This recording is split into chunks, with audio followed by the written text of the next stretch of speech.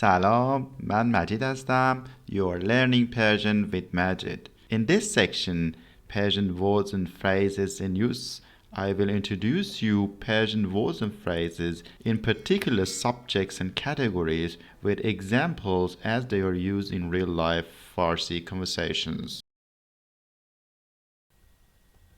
بلدی؟ بلدی, you can replace here with a language.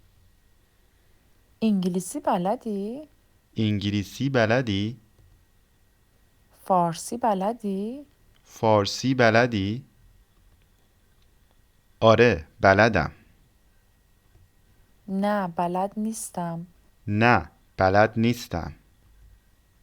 یکم بلدم. یک کم or یک کم بلدم. این یعنی چی؟ این یعنی چی? Or you can replace this in with any other Persian word that you like. For example, you can say, what does کتاب mean? یعنی یعنی, for example, کتاب یعنی book. به فارسی چی میشه؟ به فارسی چی میشه؟ This X can be replaced with any word that you would like to ask its meaning in Persian. اینو چجوری می نویسن؟ اینو چجوری می نویسن؟ تلفظ این چیه؟ تلفظ این چیه؟ درسته؟ درسته؟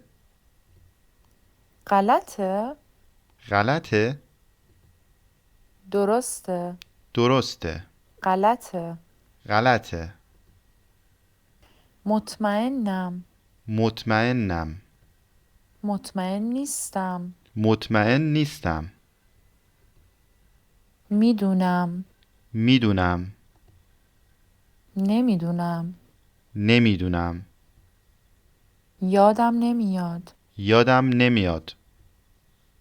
یادم رفته. یادم رفته. فراموش کردم. فراموش کردم.